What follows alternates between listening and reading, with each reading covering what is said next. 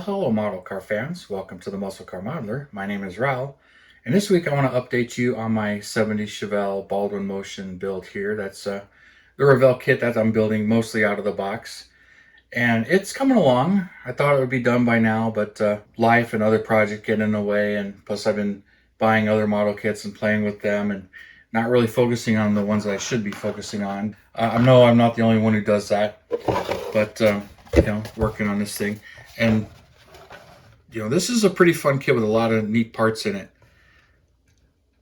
So one thing I keep getting asked or told, it says it's 1/25th scale. I know this is not 1/25th scale. It's the 1/24th monogram kit. It's just that was an error on Revell's side when they made this box, because it is not 1/25th. But those of you that know the kit will recognize the tooling and everything. But it's come along quite a bit, and it's definitely getting there. I finished the hood, other than my fingerprints and stuff on it, and I wasn't going to foil up here because this is a fiberglass hood as far as how the cars were, and then the factory chrome wouldn't fit here because of the cowl and everything, so that would have been left alone. But the hood's done. Now the chrome pieces on the fenders would be there, so I did all the bare metal foil all around the roof and everything. I still need to do the piece that goes on the windows here. I forgot to do it before I glued the windows in. And I got to do all the wheel opening moldings, so all the chrome wheel opening moldings still need to be done. And then the windows, I'll just put a dab of the Molotow pen paint there. Same thing with the trunk. They're my fingerprints and everything.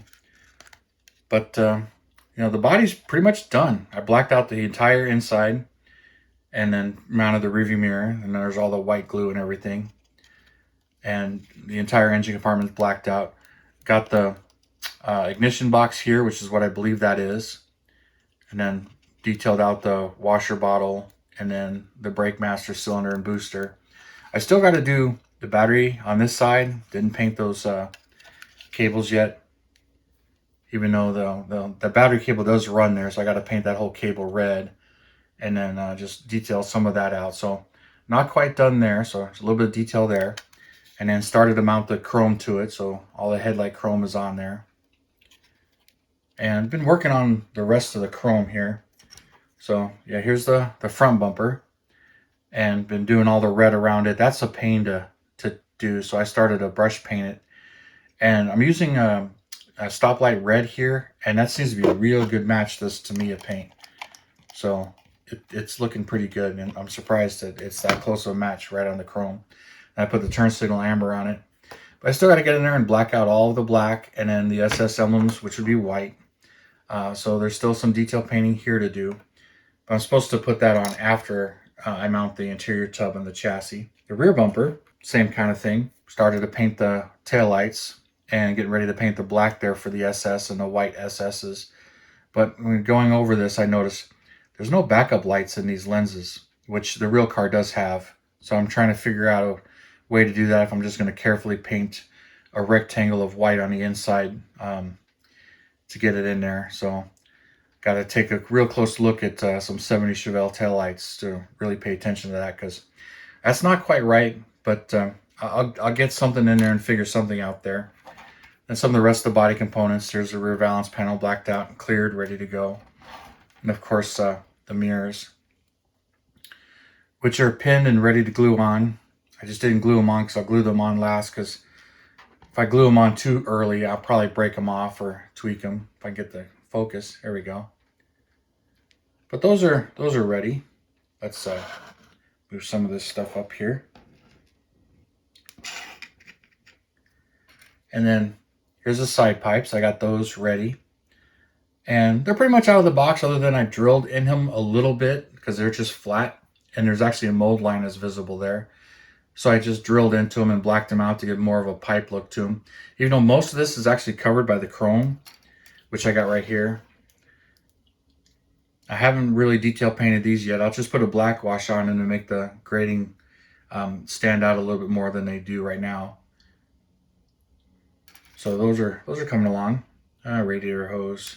Here's the chassis, which I've spent some time on this, but I really didn't do any mods to it. Used the motion valve cover decals and kept the kit decals.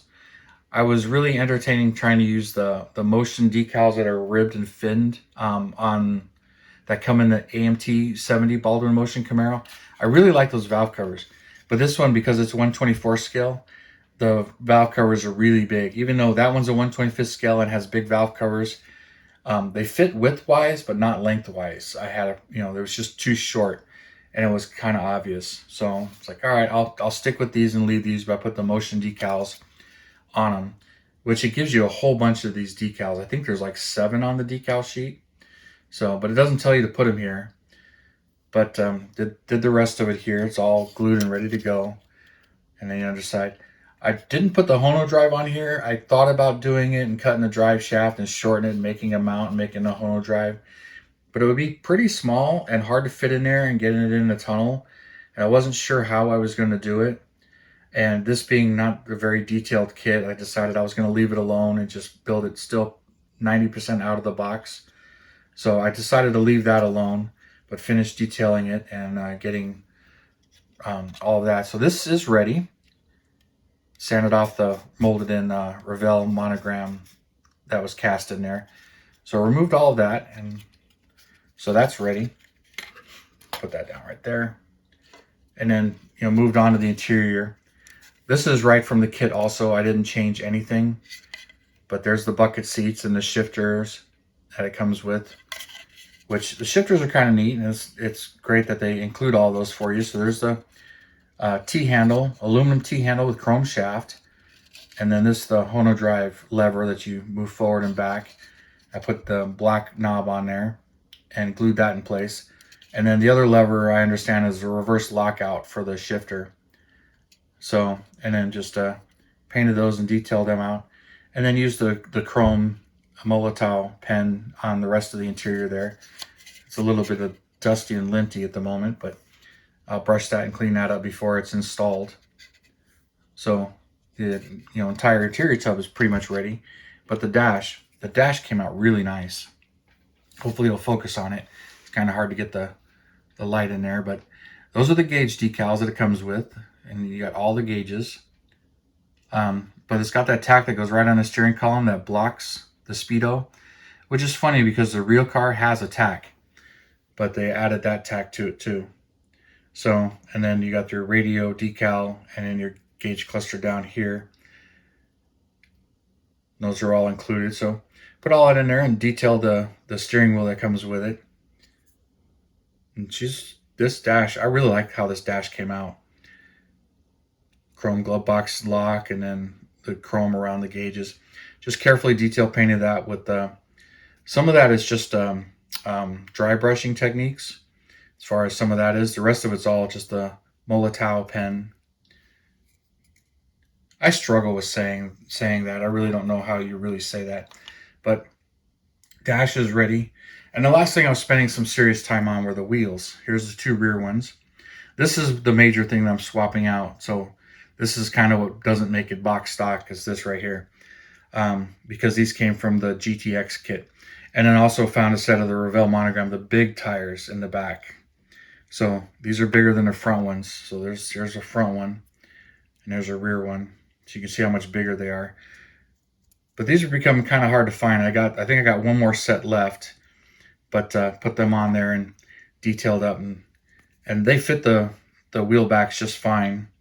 This one's kind of mismolded, as you can kind of tell. They're kind of shaped funny. And I think this one is too. Yeah, this one is too. But I just tuck that up into the wheel well, make sure that's pointed up so you don't quite see it.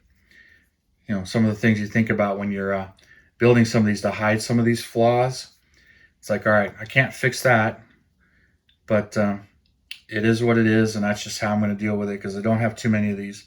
The fronts I don't have that issue with. The fronts, they're pretty nicely molded, but I had to go through my stash to find lettered ones because this one comes with plain tires without the lettering. So I lettered these and painted these. And then another thing I did, there's a small little lip on the inside of the wheel there. You see it? I painted it steel. That kind of represents the disc brakes. And I thought that looked kind of cool, and I decided I would leave it. Kind of, makes it look like a disc brake, but it's really not there. I know there's no caliper, but it is what it is. I'm just trying to detail paint it to make it look a little bit better. Like same thing with the brake lights or the backup lights that are not in the brake light lenses. So these are pretty much ready to glue on the chassis and get the chassis glued in um, the body there. So it's just about ready to assemble. I just got to do a little bit more foil work to this. And then I can glue the dash to the tub and glue the tub inside to the body. And so this thing will be done here real soon, but it should have been done by now, but it's not. And that's how, it kind of rolls, but decided I would update you on it and keep you going.